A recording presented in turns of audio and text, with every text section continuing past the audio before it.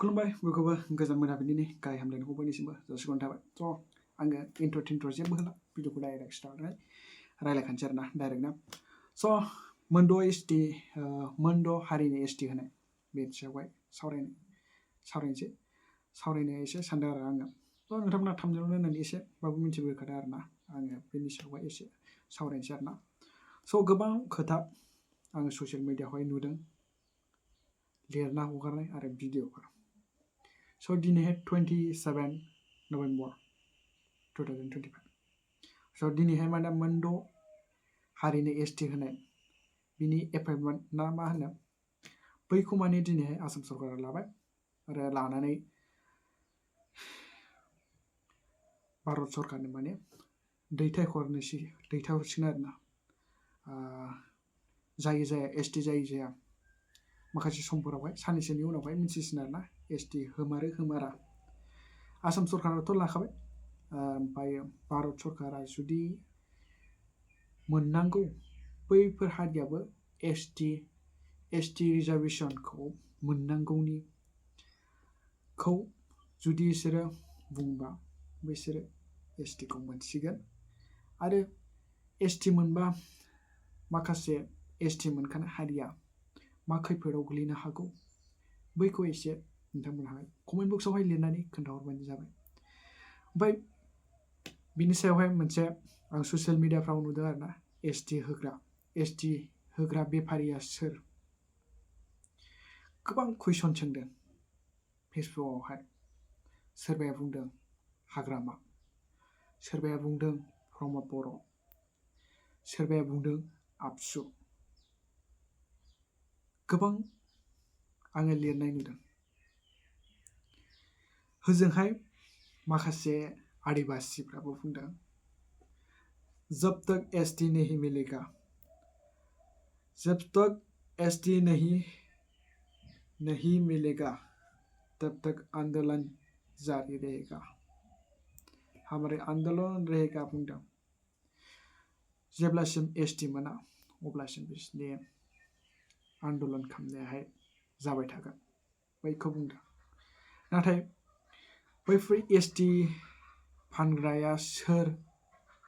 जोंनि माखासे बर'फोरनाव बैफोर सोंनाया माने सोंदों माखासे पस्ट हगारनायफ्राव, माखासे रादाब बिलाइफ्राव, रादाब फोसावग्राफोरावहाय सोंदों एसटिनि बेफारिया हाग्रामा, प्रमद, आबसु, हेन थेन देख्रेब थाख्रेब बैफोरखौ बुंदों आरो गोबाङानो लिरनानैबो हगारदों। बिदिनो आरोना आङो फरायनानैसै आरोना आं नुदों बैनि स्क्रिनावबो होनांगोन नोंथांमोना फरायनाय नायबानो जाबाय आरोना फरायदो। आबसु पिपलआ जेसेबांखि आसि थुनानै बिपिएफखौ बुंगोन गासिबो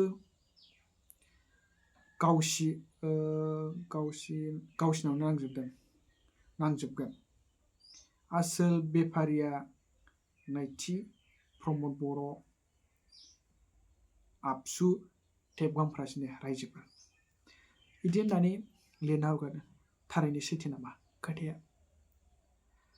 प्रमद बर' आरो सरकारथ' नंला जेनेबा आरोना इउपिपिएल आरो आबसु बिसोर लोगो नांनानै एसटिनि माबादोंमोन नामा? बैफोर सोंनायाहाय आंनावबो जायो आरो नोंथांमोननि सिगाङावबो जायो।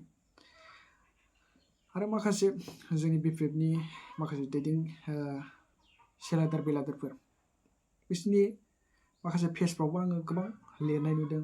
माने डाइरेक्ट थांखिनानै बुंदों इउपिपिएलखौ थांखिनानै बुंदों रोनावलाबाय था नोंसोरो जेसेबांखि रोनावबाय था जोंनि खोमायावहाय ओरै हाबगोन ओरै ओंखारगोन एसटि जासिग्राया प्रमदासो होननानै बुंदों आरोना गोबाङानो। स' जोंनि बर' हारियावहाय बिदि सोंखारिनाय, सोरखौबा नासयनानै दोननाय, सोरखौबा मुं सुनाय बैफोरखौ रोंसिगौ। दानि नैबे थासारियावहाय गावजों गाव खौसेथि गैयाबा बर'आ मा जागोन आरो बिटिआरआ मा जागोन बैखौ साननांगौआ सोर? गुबुनाथ' सानाना जों बर'फ्रासो साननांगोन, खौसे जानांगोन। बैफोर खोथाखौ साननांगौ नोंथांमोना खौसे जायाबा सोरबाया फैनानै नोंसोरखौ खौसे खालामफैया। बेखायनो जुदि UPPL BPF सानालासिनो जमा जानानै बैफोर माखासे थासारियावहाय जानजि खाफ्रायाबा जों बर'आहाय गोदोनि बायदि हाखराव गोलैसोनानै थानाय थासारिया फैफिनगोनखौ आं सानो आरो। नोंथांमोनाहाय मा सानो अन्नानै कमेन्ट बक्सआवहाय लिरनानै खोन्थाहरबानो जाबाय आरोना।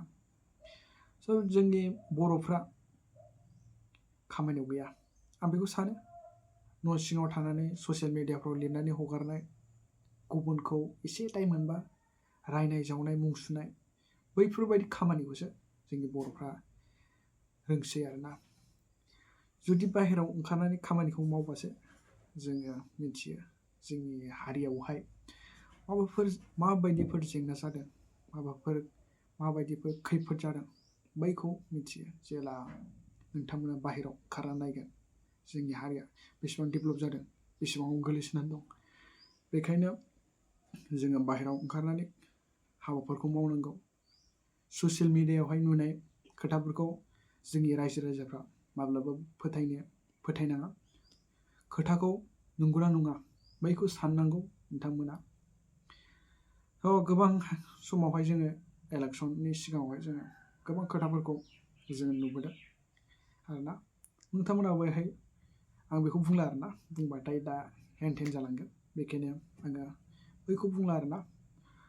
ST फानग्राया सोर नोंथांमोनाहाय बुंहरदो आरोना। ST फाननाय खोथाया रावबो नङा आरोना। बैफोर इलेक्सनावहाय नोंथांमोनाहाय भट बिनायावहाय बैफोर खोथाफोरखौ बुङामोनब्ला दासिम नैबे थासारि दा सोमावसारनाय आरो ST बिनाय दाबिनाय बैफोर थासारिया फैया आं बेखौ सानोमोन आरोना। बैफोर बुंनायनिफ्रायसो बैफोर माखासे हारिया, मोनद' हारिया माने ST दाबिनायखौ नुनो मोनदों आरोना। गोबां दुंहाव थासारि जागोन। ST मोनाबा जुद्ध जागोन। बैफोरखौ ससियेल मिडियाफ्राव जों नुदों आरोना।